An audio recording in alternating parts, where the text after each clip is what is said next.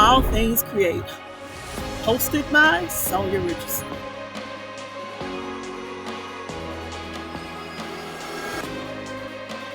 Create your best life, move towards your goals, become the best version of yourself, allow obstacles to fade away, and walk into your destiny.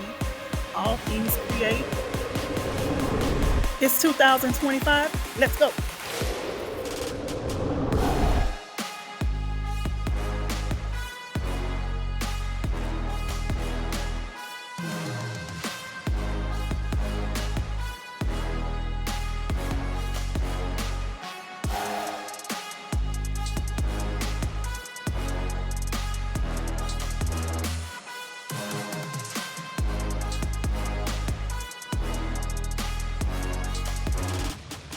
Welcome to All Things Create. I am your host, Sonia Richardson, and today I will be talking to you about how to create a more desirable future for yourself, whether it be monetary, relational, or related to health and wellness. It's within your power to create a better version of yourself and ultimately create a better life for yourself. How many of you would like to create a more abundant life for yourself? Well, let's look at abundance in terms of creating the life you want with the law of attraction. Define how manifestation works and explore these concepts and how they can work for you. So, as individuals, I want you to know that you're an energy force. And it took me quite some time to figure this out. I really can tell you a story where I was seeing all this stuff on the internet, but I wasn't able to quite put it together. And it wasn't until I started with digital marketing that I had to recreate my life. And I simply remember a time where I was struggling really badly. I had been homeless. I had literally almost given up during COVID, and it was really challenging for me to find that thing. But I had to make up in my mind that I wanted more out of life. You know, George Bernard Shaw said that life isn't about finding yourself, life is about creating yourself. And in essence, what I learned during that time is I had to make up in my mind that I was going to create a better life for myself. Now, as individuals, I want you to know that you are an energy force. You produce energy, and your energy can completely influence certain outcomes, whether they're desired or undesired. So, I always want to back it up with a scripture. I am a believer, and whether you're a believer or not, you really can learn from this. But Matthew 17:20 said that if you have faith as small as a mustard seed, you can say to a mountain, move, and that mountain will move. And in this verse, Jesus uses a mustard seed as an example of faith. Here's the thing about a mustard seed, it's so tiny. It's actually one of the smallest seeds on the planet. So the amount of faith needed to do great things is very small, but it requires action. How many of you would like to learn how to have more of a favorable life filled with abundance? Did you know that faith is energy too?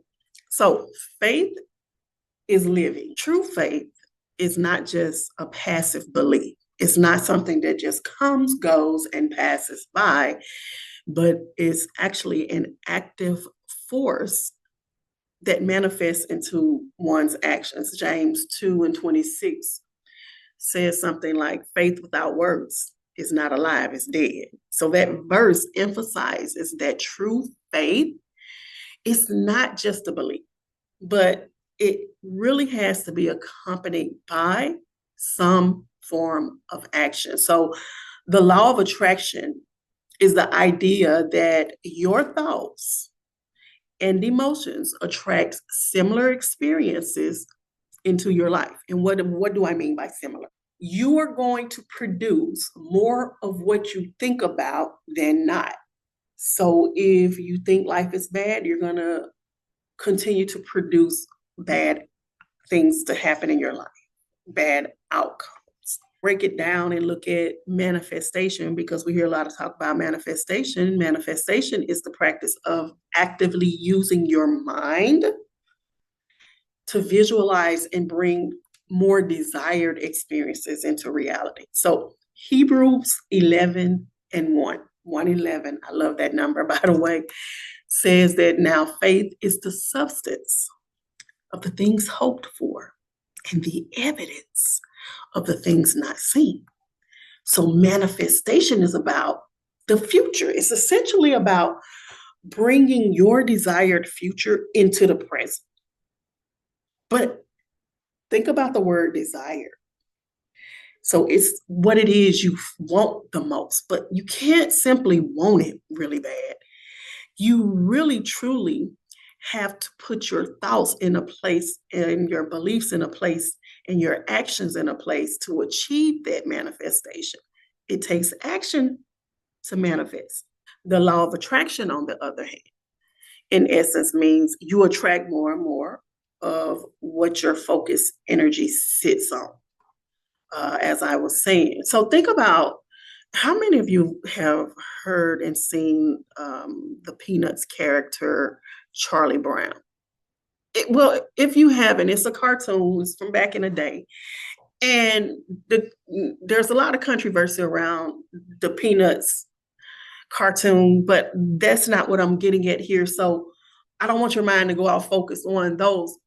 But it's a cartoon I grew up watching and absolutely, absolutely loved, especially around Halloween and Thanksgiving. It's the Great Pumpkin, Charlie Brown. And so Charlie Brown is a character inside of Peanuts who is often shown as having bad things happen to him. Charlie Brown always has a hard time. Peppermint Patty used to have him trying to kick that football, and Chuck, kick the ball, Chuck. I promise I won't move it. And he would run and run and try to kick the ball. And Peppermint Patty would move the ball, and he would go flailing into the air. And the thing about it is, Charlie Brown would have this signature line: I think there must be something wrong with me, because of his consistent misfortune. But can I tell you that Charlie Brown was causing, through the law of attraction, more and more of the bad to happen to him, because he was not only saying it and verbalizing it, but he truly believed that. And when you expect an undesirable thing to happen, you're going to get that, and then you're going to get that more and more. And it can really get to a place where it leaves you hurting in unforeseen ways. And I can speak to that personally, as I felt like it was a snowball effect in my life where everything was happening badly. And once it started with one bad thought, I was dating a gentleman who he reminded me of one bad thought from my childhood, and everything started falling apart after that. And that one weakness, it literally caused a downfall in my life, and I literally lost it all. And that's what happens when you expect something undesirable to happen that will bring you feelings that aren't good. When you expect something desirable to happen, that means that you'll have good feelings. So you'll start having good feelings. So it's an emotion tied to it all. So if you expect something bad, you're going to have bad feelings. Your stomach goes to turning, right? But if you expect something good, you get excited. Your heart starts pitter pattering, right? Think about it. Feelings are associated with desirable outcomes: joy and excitement and peace, satisfaction, relief, love, hope. So security, right?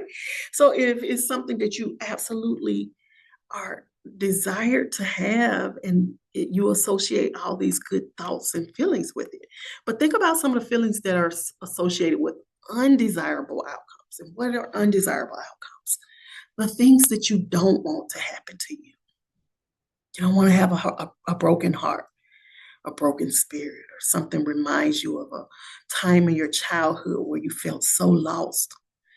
And the type of feelings that are associated with that are fear and worry and anxiety and doubt and like frustration and disappointment, sometimes guilt, regret, and hopelessness.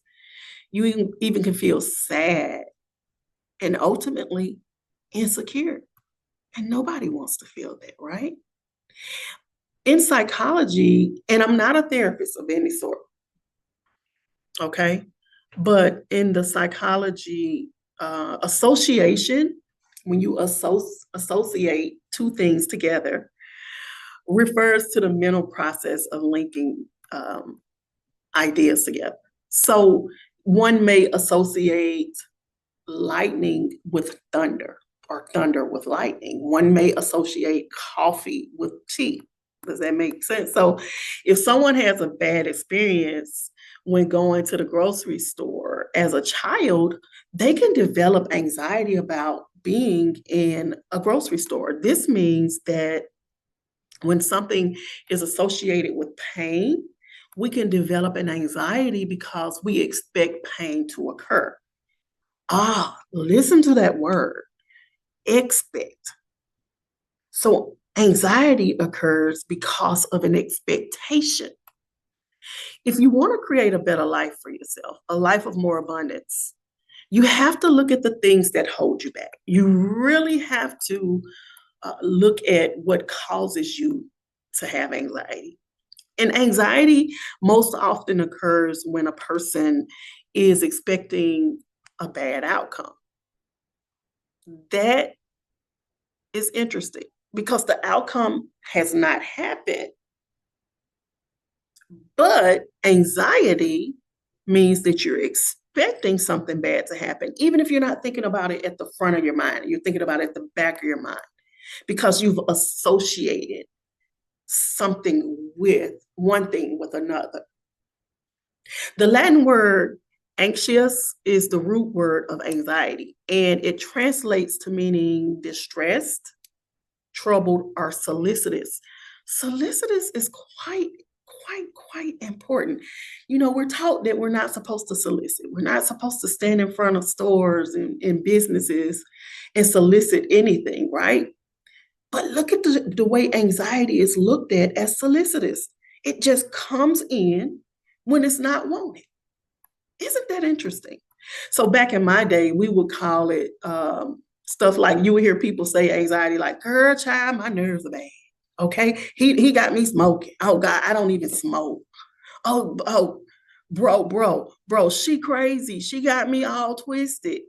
So we would hear all of this stuff, and we would hear I'm stressed out, right?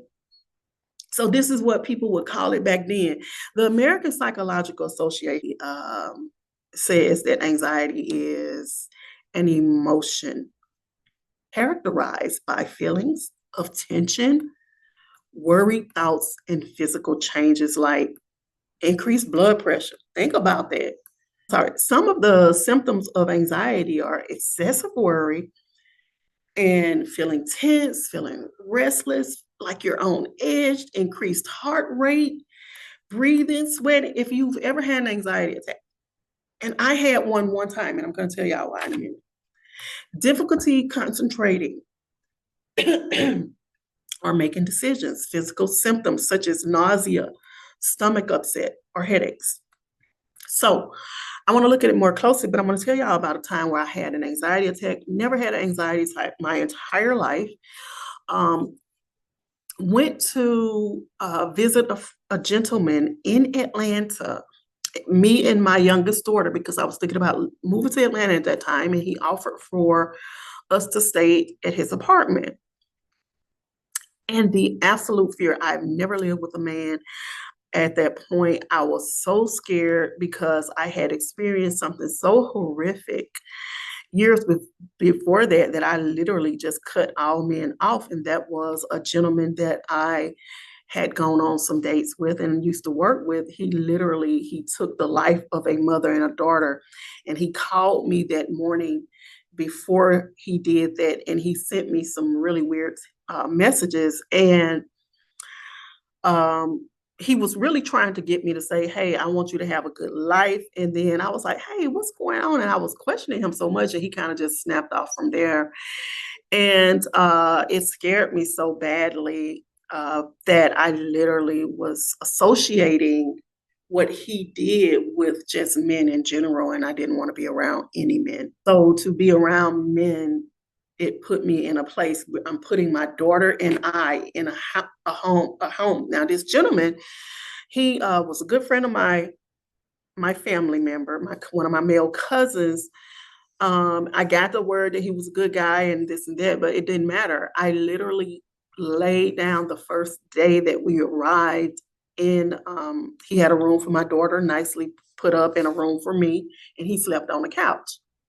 And you all, I had an anxiety attack, and it was the worst feeling in the world. So I truly empathize with anyone who has anxiety and anxiety attacks, because that was the most horrible feeling that I've ever felt.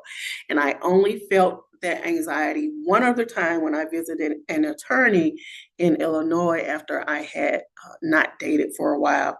So it is something that literally makes you feel as though you're no longer going to be here. So I want to talk to you all about that today.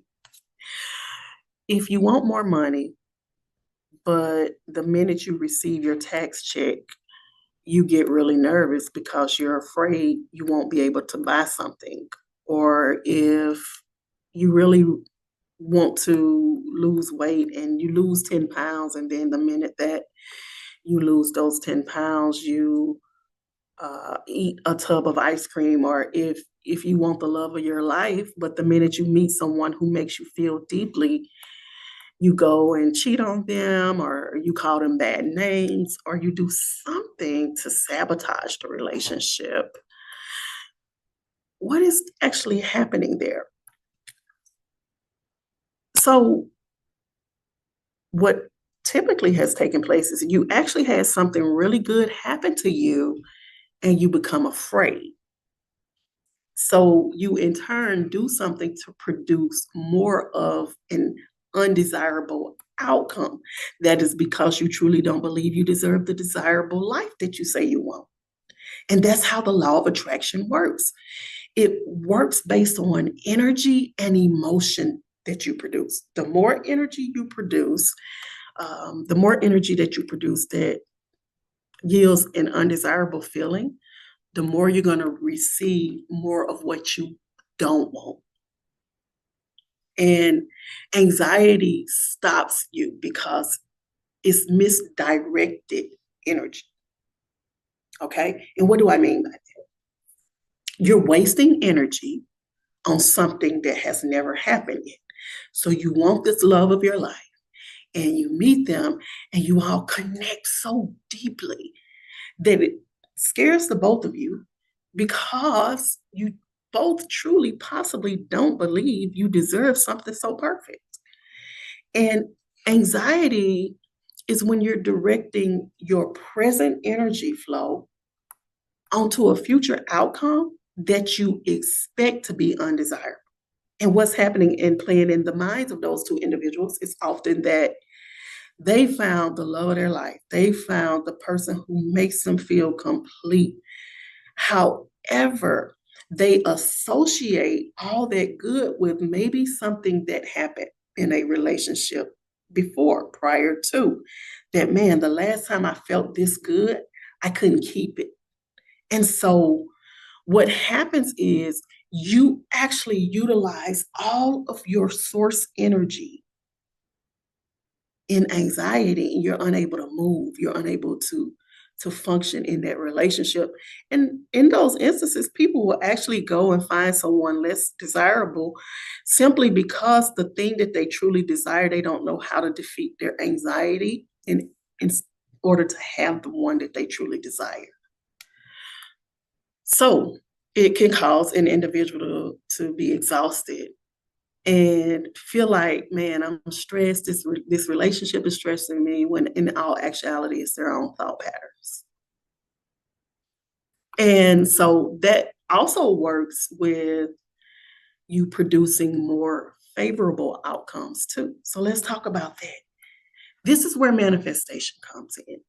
You can begin to practice associating good images with you being successful, with you being with that one who really truly lights that fire for you, and disassociating all the pain and fear with it. Now, for many, you may need counseling and therapy. I'm not a therapist again, but you can do this. This is something that I heard once. You can take a bad experience, and it actually worked for me. You can take a bad experience and recode it in your mind to cause it to be less painful or to completely disappear. I once heard someone say, if someone's, for example, if someone says something really, really bad to you that has shaped the trajectory of your life, and you can take it and re-scramble it in your mind. This is just one technique and strategy you can use. And what do I mean? So that you can write a better. So if you do this, then you can kind of start focusing on writing a better future of yourself, because you can disseminate that thing that literally is holding you back.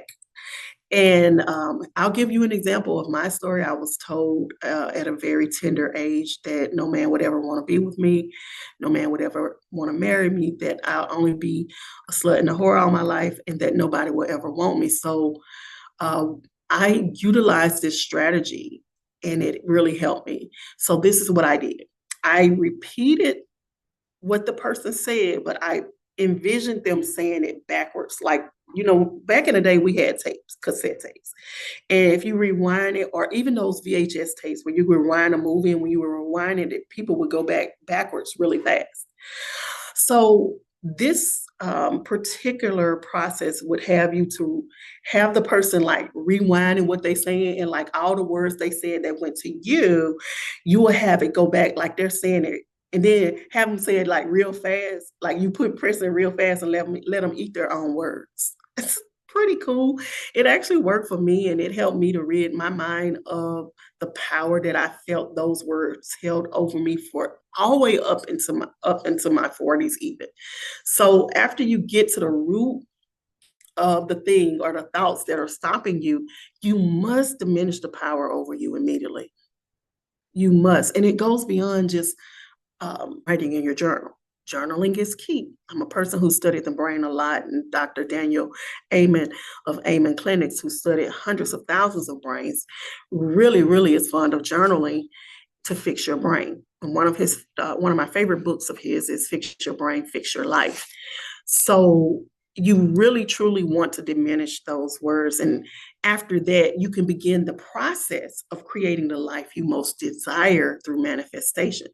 So check this out. 2 Corinthians 5:7 says, we walk not by what we see, but by our faith. Remember, faith is an energy force, just like we are. You have to begin to visualize the things you want most in life.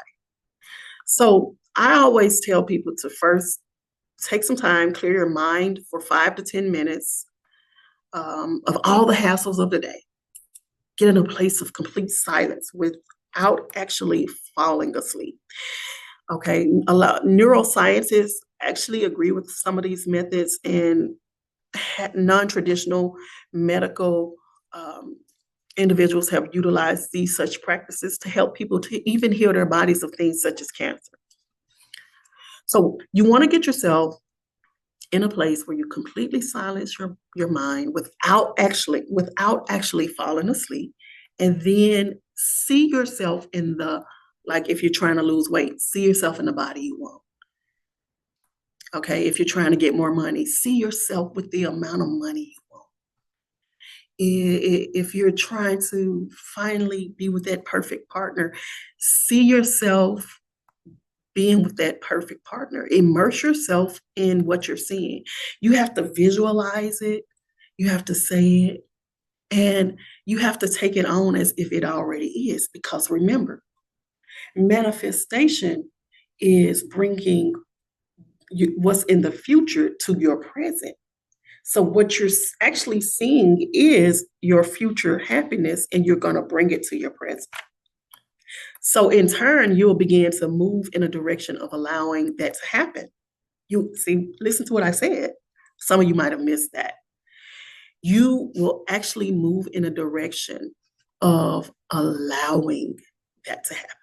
So you won't put up those barricades and brickades that you did before. You won't purposely sabotage that diet. Things will begin to happen in your favor more. And I know it works because I've done it and I've been in the situation. And when manifesting something, it truly goes beyond just doing affirmations. That's important too. You do want to do that, but you also want to visualize it, see it, and make it a part of your everyday routine so that you can begin to reshape those thoughts in your subconscious mind. Listen, I hope this helps someone today. This has been All Things Create. I'm your host, Sonia Richardson, and I can't wait to dive a little bit deeper into how you're going to create the life of your dreams in 2025. Thank you for joining.